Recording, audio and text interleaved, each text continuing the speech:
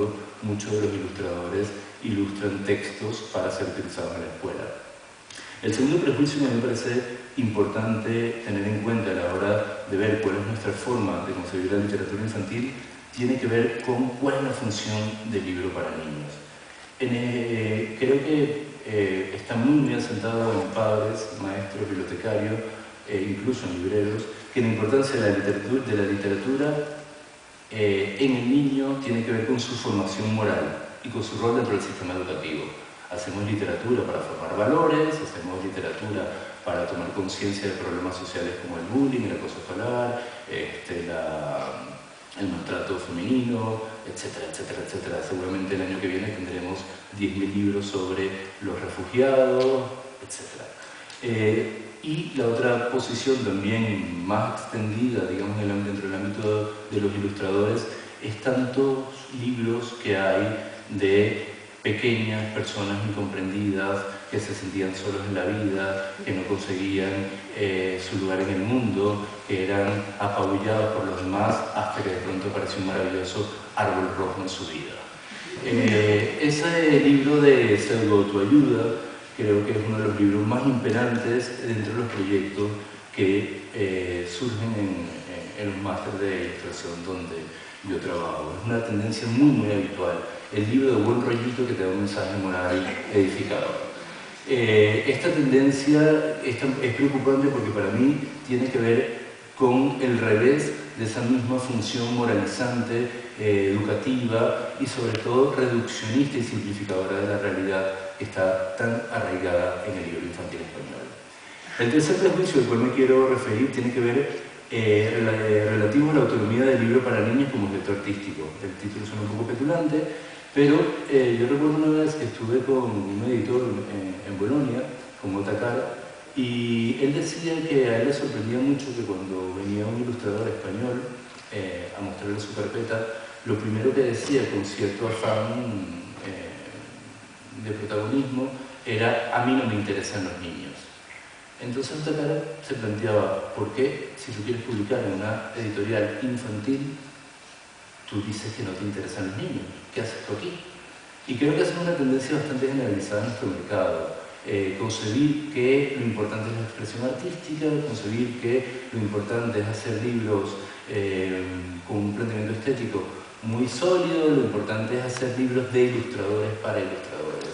Y en ese sentido yo creo que olvidamos la función comunicativa del libro y olvidamos que nuestro interlocutor es el niño. Y hay dos puntos más de los cuales me quiero detener. El primero tiene que ver con relativos a la perspectiva de la cual se produce la literatura infantil. Creo que el modelo de literatura infantil, que eso lo podemos desarrollar si les apetece en la parte de preguntas, el modelo vigente es un modelo que yo llamaría vertical. Hay un adulto que quiere contarle algo a un niño, quiere transmitirle un determinado contenido o una determinada moraleja, y entonces él baja su nivel cognitivo, empieza a utilizar términos edulcorantes, lo llama querido amiguito y le cuenta lo que le quiere transmitir. Esa idea es adulto-autoridad, niño, personaje pasivo que tiene que aprender del adulto. Y me da igual que sea una concepción más ñoña a que sea más vanguardista, pero creo que ese sería un lineamiento bastante característico de cómo se hacen los libros infantiles en España. Yo contrapongo este modelo a un modelo horizontal. Yo, adulto, tengo algo mío que contar y por la razón que sea, se lo quiero contar a un niño. Y voy a hacer el esfuerzo de tratar de transmitirle eso que quiero contar en términos que él participe y sea activo en este proceso. En ese sentido, hay un elemento que no resulta fácil porque tú no sabes si el niño te va a seguir o no, tú no sabes si lo estás haciendo bien, tú no tienes la seguridad que te puede dar la estructura vertical. Obviamente este tipo de libros dentro de nuestro mercado son francamente muy difíciles de encontrar. Y en ese sentido, la intervención de Bernardo antes nos plantea qué distinto es lo que está produciendo Planeta Tangerina a lo que puede estarse encontrando dentro de nuestro mercado. Si no es por el trabajo, por ejemplo, de Cintia o de editoriales como Milimbo, difícilmente podemos tener acceso a este tipo de libros. Y el último, para mí, tiene que ver con son prejuicios relativos a la competencia intelectual del niño. Básicamente, nosotros en la literatura infantil o no consideramos al niño en lo absoluto y hacemos lo que nos da la gana y hacemos libros maravillosos, preciosos, fantásticos, fantabulosos, o consideramos que el niño es tonto y tenemos que hablarle, como diría Arnaldo Ballester, con voz aflautada y tratarlo como un subnormal. Creo que esas son las dos tendencias habituales y además se plantea en términos para mí aún más graves cuando las interpretaciones que les mostramos a los chavales de la realidad son versiones simplificadoras y reduccionistas.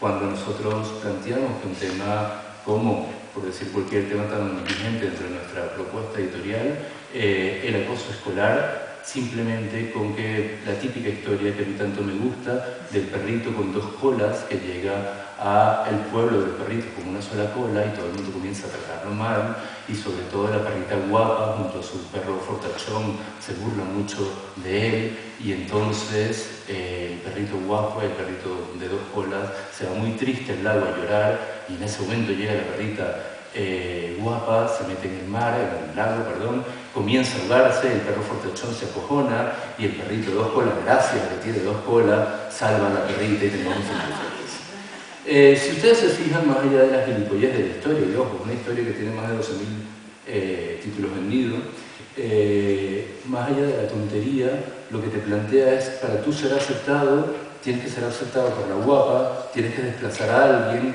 tienes que probar que eres mejor que los otros, etcétera, etcétera, etcétera. Fíjense lo reduccionista que hay detrás de este tipo de libros. Entonces, planteando todos estos grandes prejuicios, me planteo, rompamos con lo que hay, imaginamos otros caminos, proclamemos lo posible sobre lo real.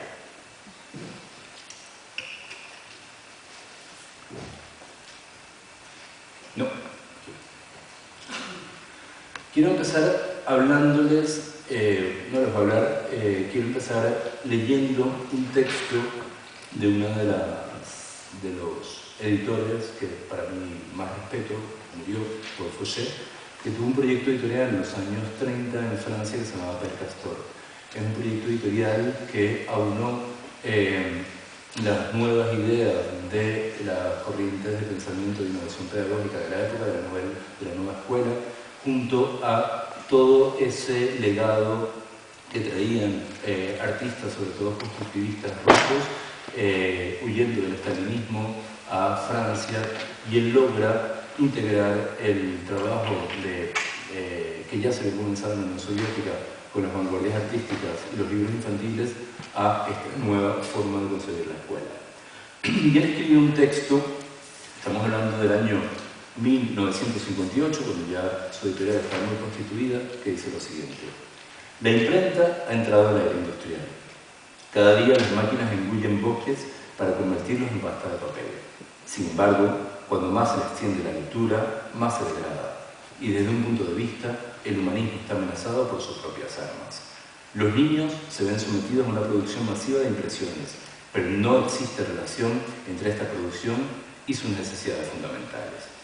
Una literatura que no merece ese nombre crea y cultiva intereses artificiales que desvían a los niños de sus intereses profundos. El papel lo aguanta todo. Los niños se adaptan a todo, incluso a los métodos absurdos de educación e incluso a la mala literatura infantil. He aquí la desgracia. Para mí este texto me dio la clave de aproximación a lo que vengo trabajando en los últimos años. Plantearnos la pregunta de: ¿es posible desarrollar una literatura infantil fundada en las necesidades vitales de los niños? La repito la pregunta: ¿es posible desarrollar una literatura infantil fundada en las necesidades vitales de los niños? Y para responder esta pregunta, o para plantearles mi respuesta a esta pregunta, creo que para mí es algo que ustedes merecería la pena que se preguntasen. Cuando doy clases en el máster o en la escuela peripatética, una de las primeras preguntas que le hago a mis alumnos es: Uno,